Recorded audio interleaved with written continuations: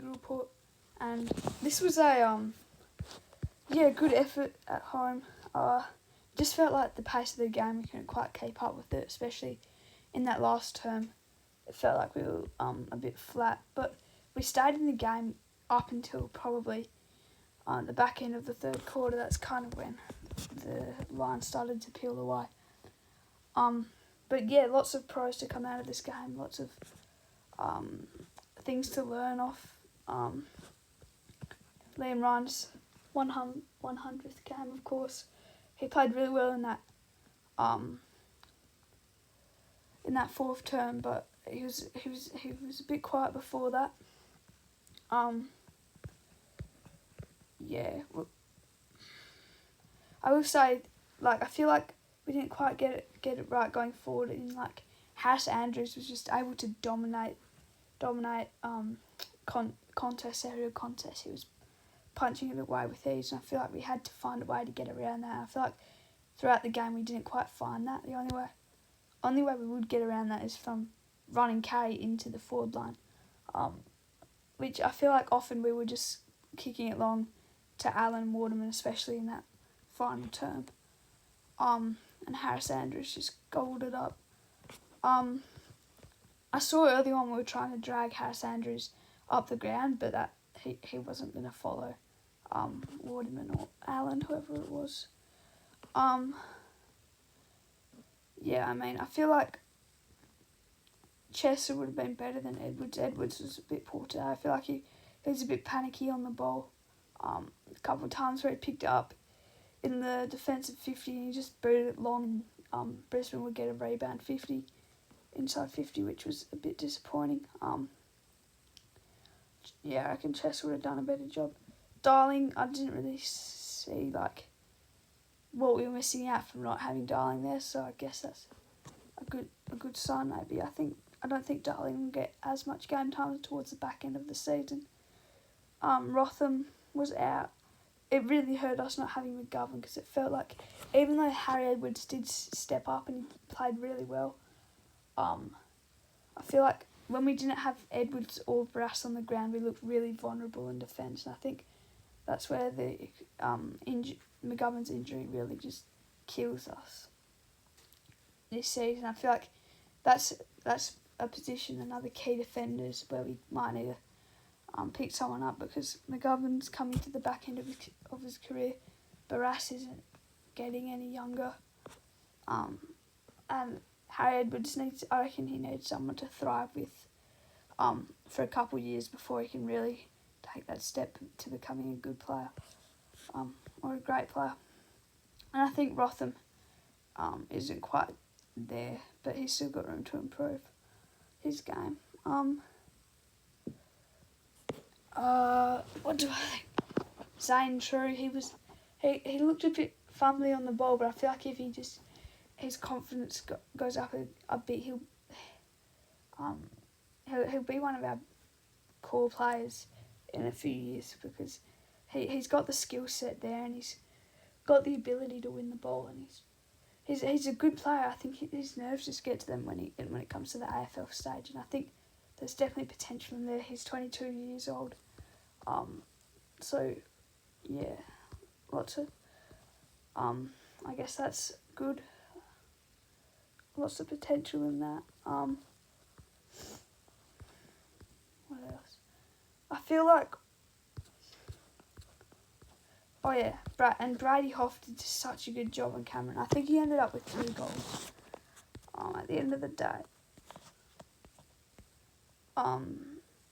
He kicked 2, but I think both of those times someone wasn't on him. Sorry, Hoff wasn't on Cameron. I think one time it was Cole, and I feel like Cole and Witherden, they make so many mistakes back there. It gets frustrating to watch, especially when we've got a chance to come back. We've got a chance to bring it within a goal in the final term, and they make a mistake, and they pretty much giving them a goal. But Hoff was outstanding. Hoff is really stepping up. He's becoming more of a leader back there. He's so quick with the ball. He's such a good kick. And with that key defender role, someone who's injured at the moment, I think that he could still come back in is Rhett Bazzo.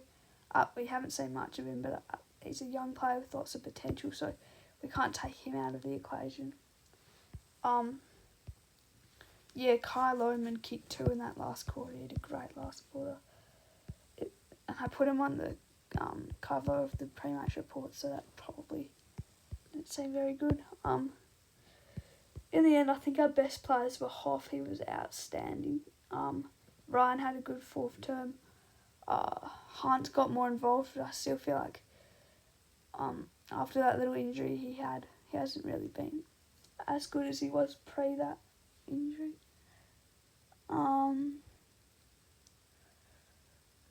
Kelly was alright. Kelly was good, but just like he wasn't reaching his best standards. Same with Yo. In saying that, we had a midfield group in that second term, I think, or it might have been the first term, of Yo, Duggan, before Duggan got concussed, and True, and that actually worked really well. We were winning some clearances, but I feel like, yes, Yo still probably didn't hit his top gear. Who else was there? Waterman was a bit quiet, but he kicked a few in the end. Allen kicked a few. I mean, at the end of the day, I think Hoff was man of the match today. And also, I think, what's his name, Hutchinson played a lot better compared to previous weeks. Although I think the last game he played was against the North. And he looked a lot more confident and a lot more settled, and he kicked his first goal. Here are the stats if you just want to look through them. They're quite even. But yeah, it goes down to clearances. They were just that whenever they got the ball, they're so much quicker with it, and they were able to use it so much better than we were.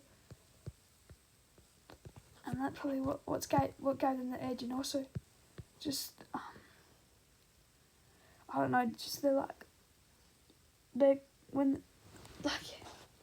don't know how to explain it. Just there's so much more lethal going forward, and they kind of just had that quality over us, which kind of put us back. I think Brockman came on, but I think he might have got injured. I'm not sure about that though. But yeah, don't really know what else to say. Oops.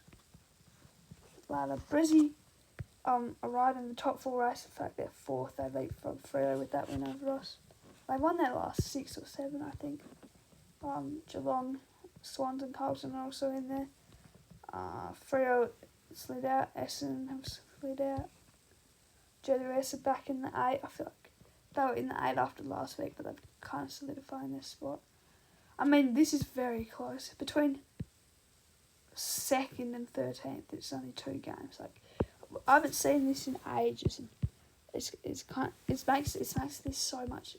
It makes this so interesting, and lots of games are going to have massive impacts on who makes the 8 or not this season. Like, Carlton could still finish 13th. I'll put it that way. That's how compact it is throughout the middle to upper end of the ladder. Yeah, I don't really know what else to say.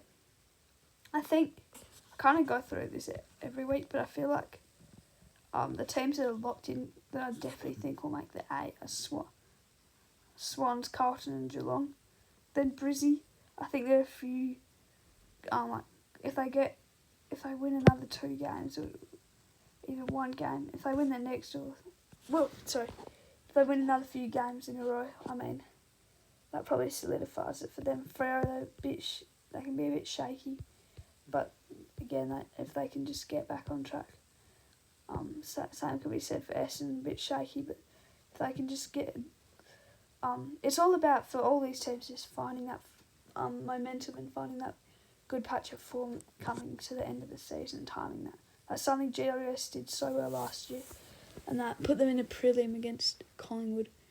But yeah, I'm worried for Hawthorn that maybe they timed it a bit too early. I mean, you can't really decide when you want it, but they do have a lot of momentum going into the back end of this season, and if they can carry that into finals, if they make it there, then that's going to be massive for Hawthorn. But I think it's going to be really tricky for Hawthorn now because they're probably really worn out from keeping up with the top 12. Collingwood have been on a downward spiral. Yeah. I don't really know what else to say. Gold Coast are only good at home. The Dogs are inconsistent. They pop up with a good performance one week and then they crap the next. Same could be said for Port. Bulldogs and Port just need to get better on the road, because I feel like that's where they can get a bit caught out.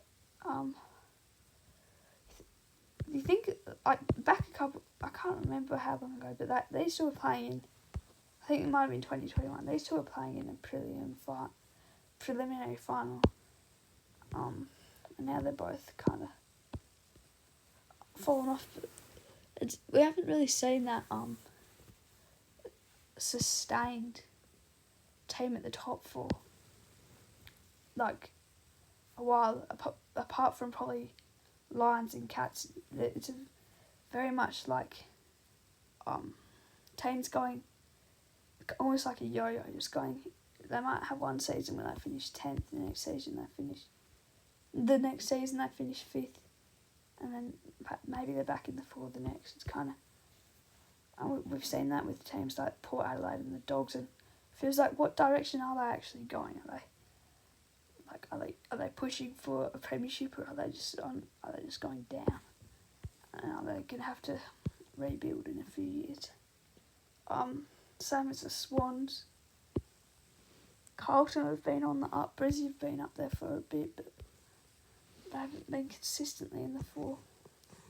The only team that I would say has been sustainably good in recent times is probably the Cats, but then again, I think last year they didn't make the 8, so I think Collingwood they finished 17th in 2021, so you can't say that.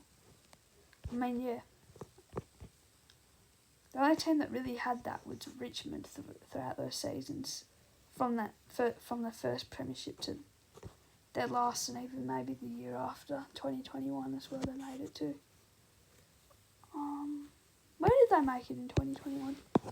I'm not sure. Anyway, thank you guys for listening to the Egg Report, and I'll see you in the next one. Bye bye.